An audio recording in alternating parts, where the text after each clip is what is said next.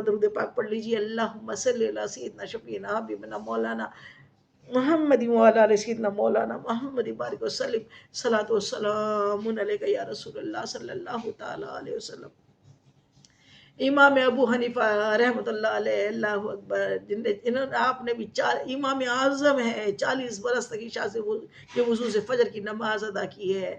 لیکن ایک مرتبہ بیٹھے تھے اور بیٹھے کہ ریت کے پاس، ریت کے ڈھیر کے پاس میں ریت کے اوپر بیٹھے ہوئے تھے، تو آپ نے اپنا محاسبہ کیا.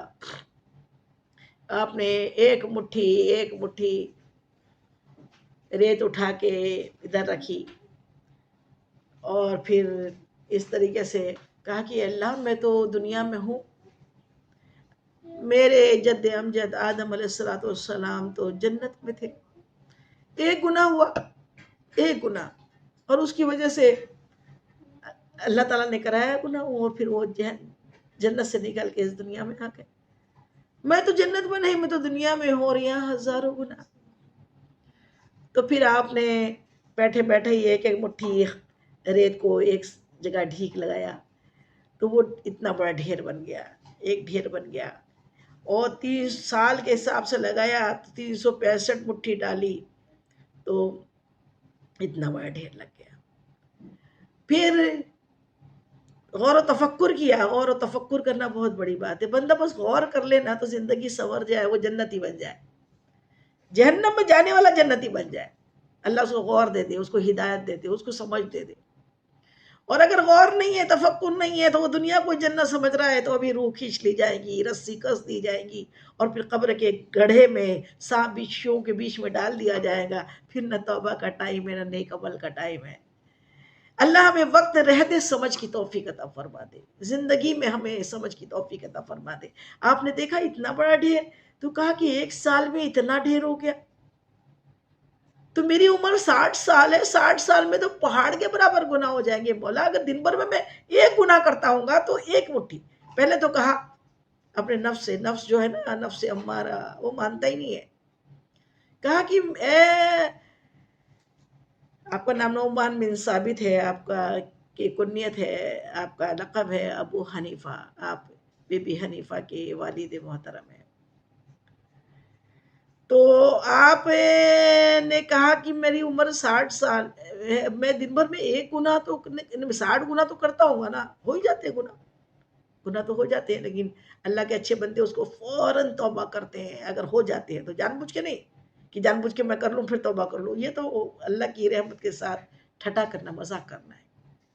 جان بوجھ کے نہیں. ہو گیا ہو گیا ہو گیا ہو گیا. کہتے 3 آنکھیں، میرے حدیث پاک میرے آقا کریم صلی اللہ علیہ وسلم ارشاد فرماتے 3 آنکھیں ہیں جو جہنم کے آگ میں نہیں جلیں گی. 3 آنکھیں، کوشچن، 3 آنکھیں جو جہنم کے آگ میں نہیں جلائی جائیں گی. صحابہ کرام نے پوچھا یا رسول اللہ وہ کون سی 3 آنکھیں؟ کہا ایک اللہ کے ڈر کے ساتھ رونے والی آنکھیں، دوسری سرحد کی حفاظت کرنے والی آنکھیں، اور تیسری غیر محرموں سے بچنے والی آنکھیں. غیر محرم کے جانب آنکھ اٹھا کے نہیں دیکھنے والی آنکھیں، اپنی آنکھوں کو بچانے والی آنکھیں. یہ 3 آنکھیں جہنم کی آگ سے نہیں جلیں گی. مطلب وہ خود جہنم میں نہیں جائے گا. غیر محرم کو دیکھنا یہ بہت بڑا گناہ ہے.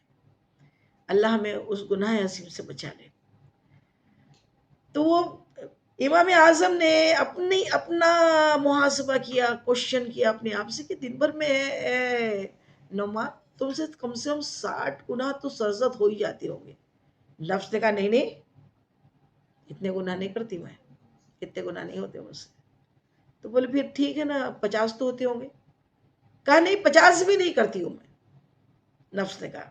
بولے 40 پہ بھی نہیں مانی. بولے 30 تو کرتی ہی ہوں گی، 30 تو گناہ ہو ہی جاتے ہوں گے تو اس سے. کہا نہیں میں 30 بھی نہیں کرتی. سوال نہیں اٹھتا جو عشاء کے وضو سے فجر کی نماز پڑھے کیسے ہے، لیکن پکڑ کیسی کر رہے ہیں. ہمارے پاس تو اتنی عبادتیں ہو تو ہم تو بالکل ایسے ناچیں، ہمارے جیسا تو پارسا ہی کوئی نہیں، ہمارے جیسا تو اچھا ہی کوئی نہیں. اللہ اکبر. تو پھر کہا اچھا 20 نہیں مانی. بولے 10 پہ بھی نہیں مانے. پھر 9 سے 1 پہ پہنچ گئے. پھر بڑے لاچار ہو کے نوز بولی ہاں ٹھیک ہے ایک تو ہو ہی جاتا ہوں میں بندہ ہوں. آپ نے وہ ایک کو بھی پکڑ لیا. آپ نے سال کے دن 365 کے حساب سے ایک ایک مشت ریت کا ڈھیر جمع کیا اور ایک ہی گناہ ہوتے ہوں گے نا, ٹھیک ہے ایک ہی کا دیکھتے اتنا جمع ہو گیا. کہا میری عمر 60 سال ہے, ایک سال میں اتنا جمع ہوا تو 60 سال میں تو پہاڑ ہو جائے گا.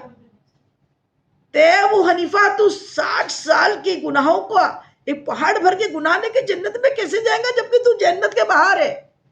تیرے باپ آدم سے ایک گناہ ہوا تھا, جنت سے نکال دیا گیا تھا, تو پہاڑ بھر کے. اس لیے اللہ کی رحمت سے جنت میں جائے گی.